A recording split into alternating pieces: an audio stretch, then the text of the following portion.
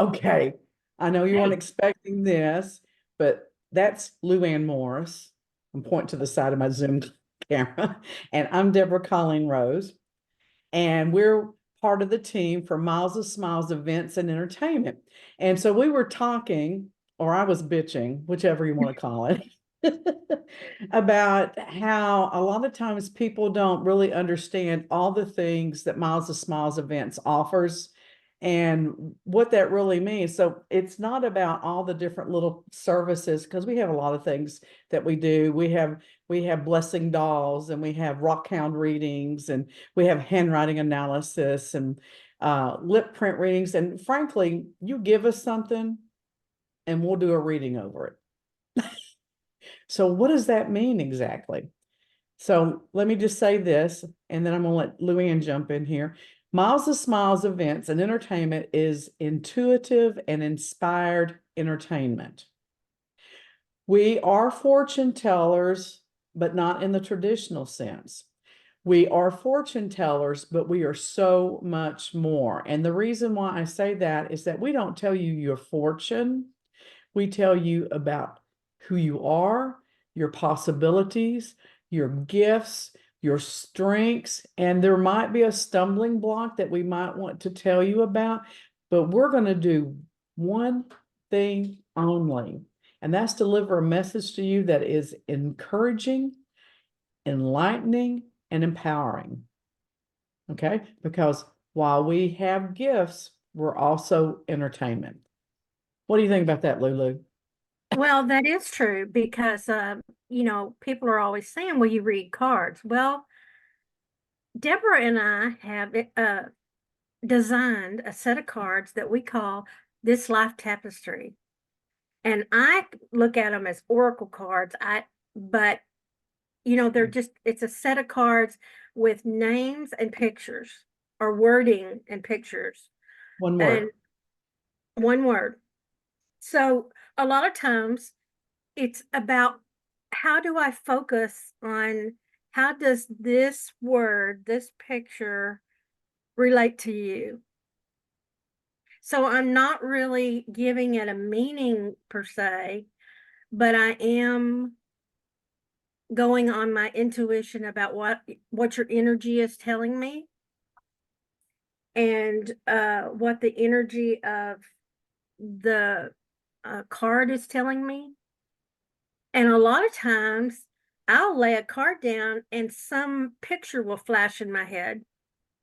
It's usually something that has either occurred to me or happened to me or happened to someone. But I know if I get that picture in my head, that that's what I'm supposed to talk to you about. Yeah. So I don't read tarot cards and I'm okay with that. I don't really like tarot cards, the traditional ones that frankly they kind of freak me out a little bit. And but it's my understanding, and I'm not an expert. I'm not saying I'm an expert, but it's my understanding, and my husband is an expert, so we've talked about this. So it's my understanding, let me say this for the third time, that when you read tarot cards, there is a way to do them traditionally, that each card has a specific meaning. And of course, you might elaborate on it or expand on it or embellish it. But you really are, if you're reading the cards, are going to stick to some traditional ideas and meanings. Mhm. I don't read cards. I don't read anybody's cards. You can give me a deck of cards, including just a poker set of cards, and I can give you a message. And the best way to explain that is that it's like staring into a candle flame as a meditation point. It gives you something to focus on so that you can get quiet inside and hear the messages that are coming to you and also feel and receive the energy around you. So I'm reading you, I'm reading the person and using my gift to do that. So when I tell people we can read anything, I'm not kidding. You give us a deck of cards, we can do tea leaves, we can do coffee grounds, we can do lip print readings. Handwriting analysis is a little bit different because I do use the science part of that. There is a science. I'm a handwriting therapist. I teach all of our team the basics of that so that they can use that as well. But it also involves a lot of the intuitive focal point of the energies and reading the person to expand upon what the science says about them. What does that mean? This is who you are, and how does this relate to the circumstance or the idea that we're focused on? Wine readings, beer readings, chocolate readings, corn chip readings, doodles. We can even do this for small children and have them doodle. They can't write, Yeah. well, have them doodle, you know, um, all kinds of things. So the world is our oyster, is the way I like to think of it. Everything is a possibility that gives us probabilities. And the reason I should write that down. Oh. Let me write that down. Talk to Well, these people for a minute. you know, I I tell people if you come to me for a reading, just open your energy. Just accept that your energy is being intercepted.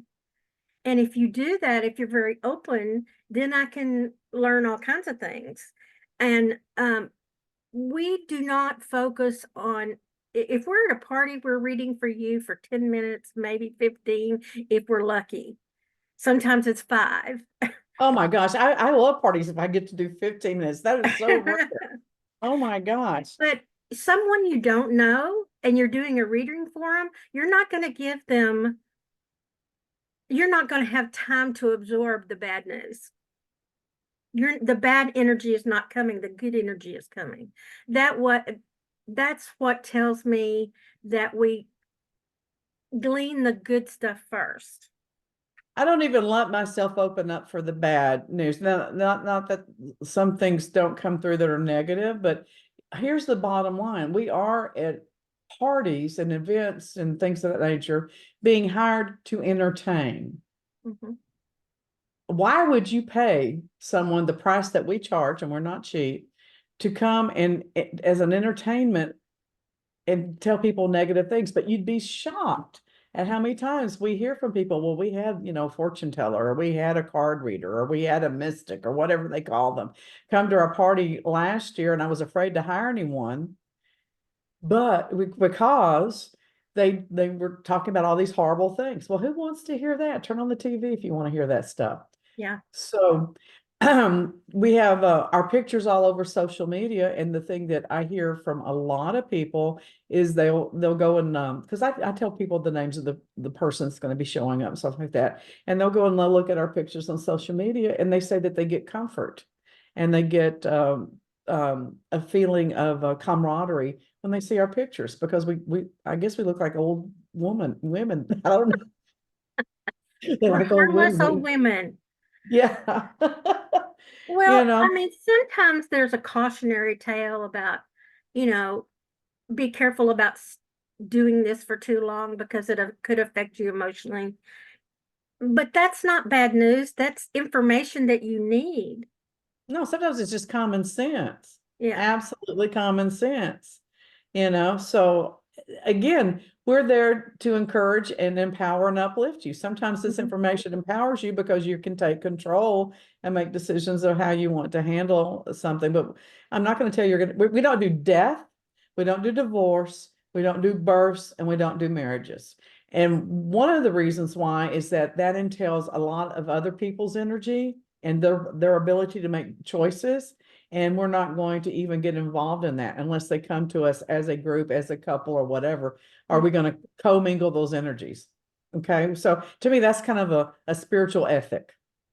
Yeah, and that's what I tell, people come, well, can my friend sit with me? Well, yeah, but she has energy too, and some of her energy may bleed over into what I'm trying to tell you. So, I mean, I absorb the energy, I read the energy, I feel the energy.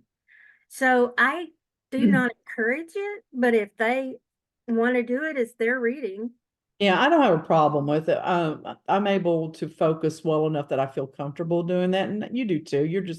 You're more cautionary, I think, I sometimes. But am. Mhm. what prompted me to want to get Luann to jump on here and do this today is that I was talking to some people, and they kept referring to us as fortune tellers, and they were like, we don't need fortune tellers at our party. And oh my gosh, I mean, I just had such a knee-jerk reaction to that for several reasons. One, I don't identify with fortune teller. I don't identify with that word. To me, that sets a specific idea.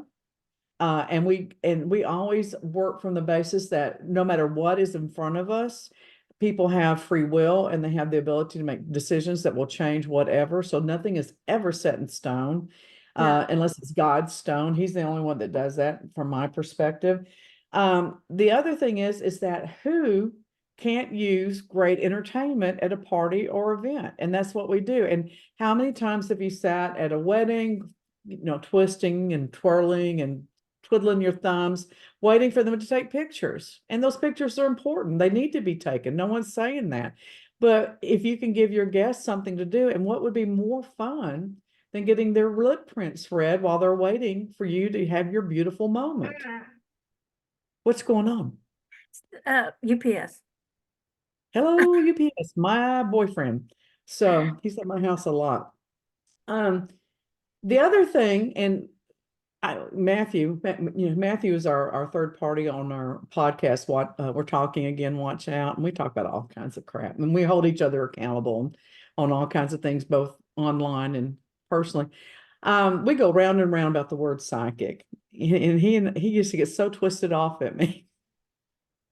And the only reason why I don't refer to myself as a psychic is because I want to make sure that all focus and glory, for lack of a better word, is given to God and not me. I show up. Matthew pointed that out. I show up and I deliver. So it is a partnership with God and I for all practical purposes based on my belief system.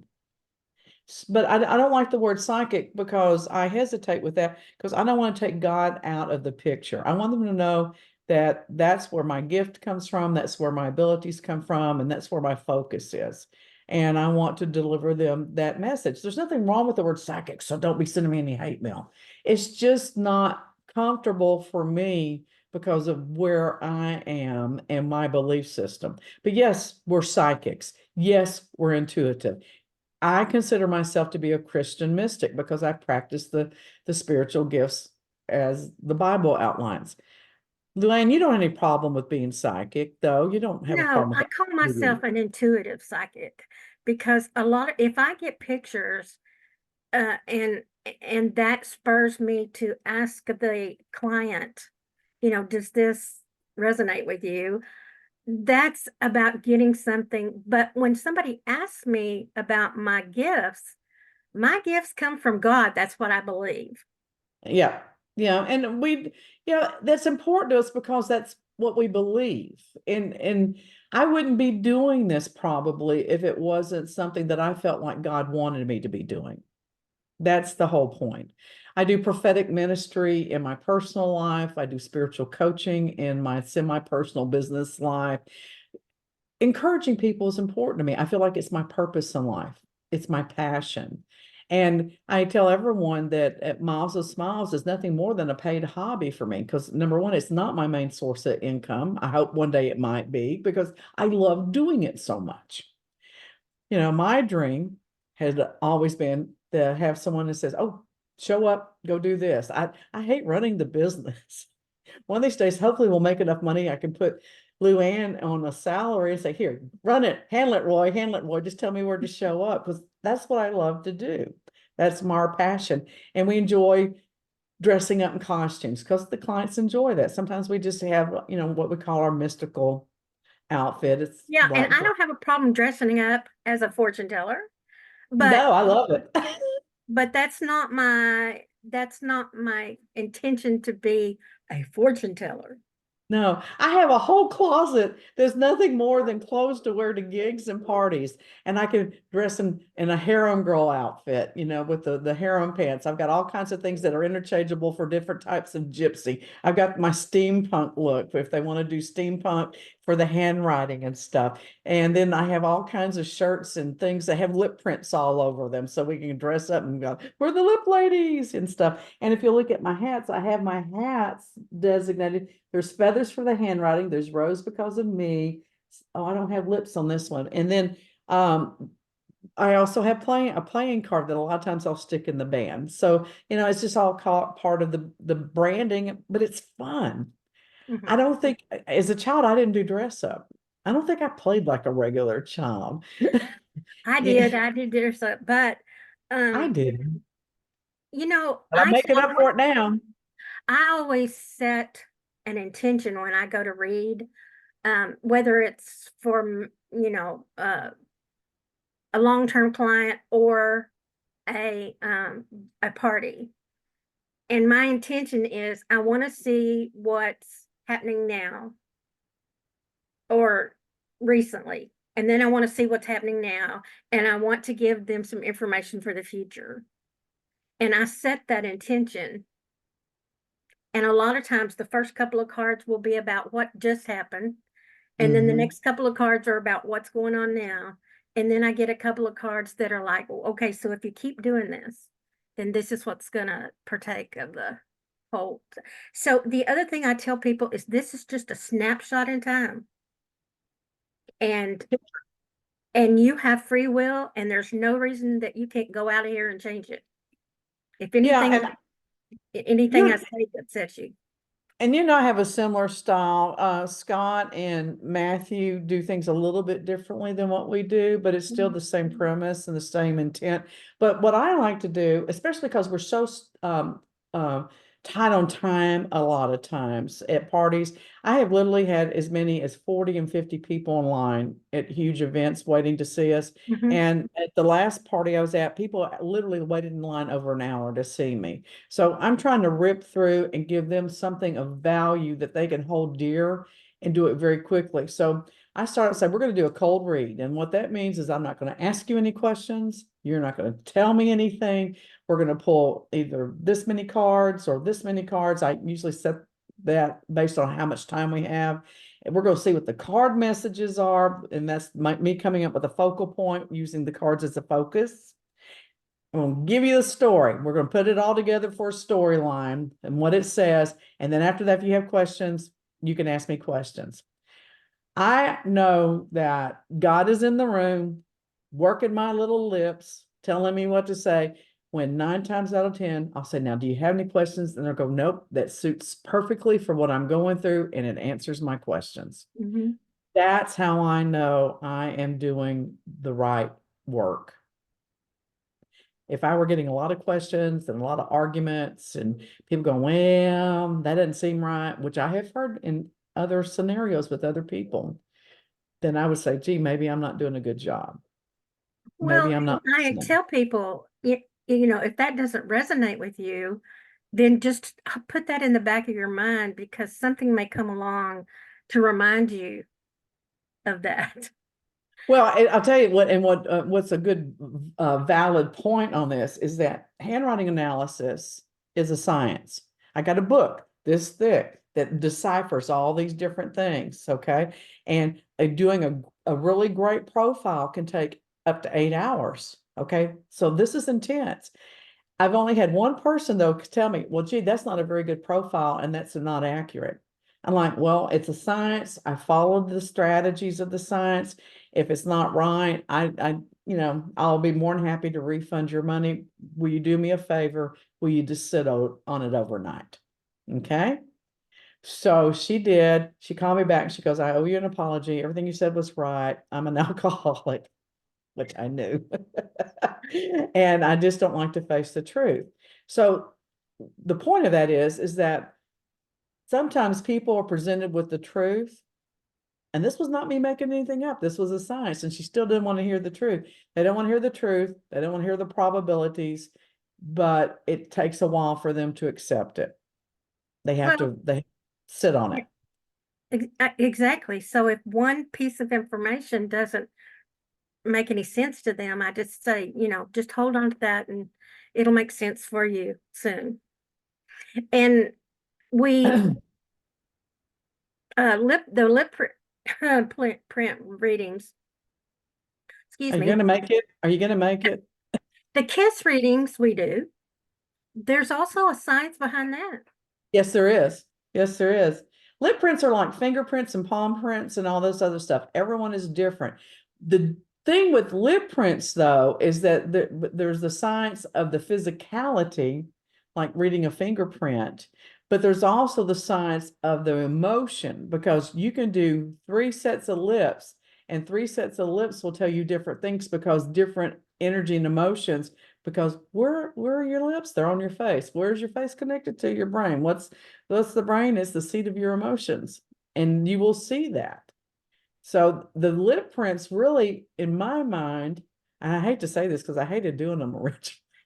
I thought they were frivolous until I really fully understood what we were doing, is that they tell you where you are in that moment exactly better than anything, I think. They really do. They really, really do. And they're fun. Yeah. They're so much fun. So much fun. And even men will do them. And on the practical side of it, we're very clean. Everybody gets their own lipstick. So there's no sharing. I can't stand going into the stores and they have those samples out there and they may or may not even, I wondered about this the other day when I was at a makeup store, because they're supposed to wipe them off with alcohol, the lipsticks. But what about the lip gloss testers they have? They're not keeping those clean. Ooh. Yeah, they're supposed to have an individual little thing they put in there and give to you, not Well, using the one that comes with it. and we've done that too when we were having problem getting product, using the individual applications and stuff like that. So, I mean, we're very conscientious about that. And the men are hilarious these days because we have different colors and they'll say, "Give me a bright red color."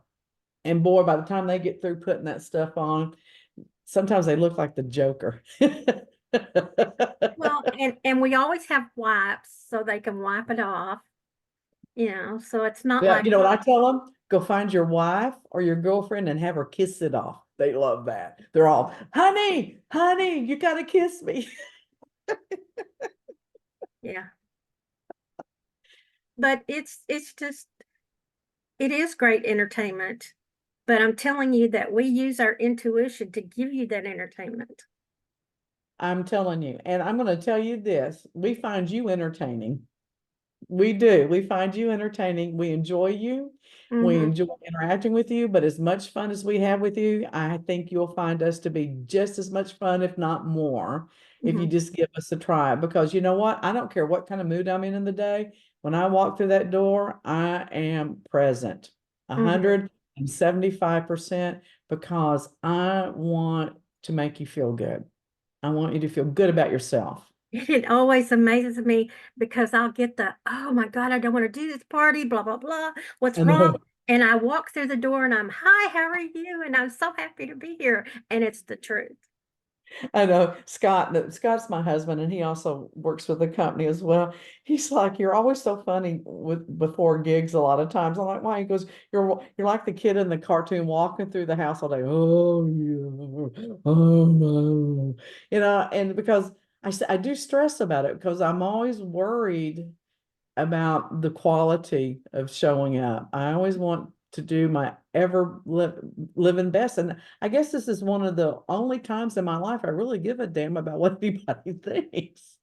I just want them to really get what they want and what they need. But the Right. minute I'm there, all is well. All Mhm. is well. All right. What else do we want them to know? Oh, I don't know. I just think that probably their idea of fortune teller is not what our idea is. And maybe we shouldn't use that terminology. Well, we can't educate the whole world, but we can here's what Matthew's told me to say.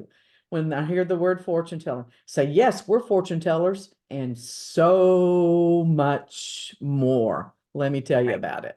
You know, so that's where we're going to go. But just remembered, we are inspirational, we are intuitive, and we are entertainment, and we're here to encourage you, empower you, and enlighten you. Yes. So thanks for listening. And I hope to see y'all at your next party. milesofsmilesevents.com.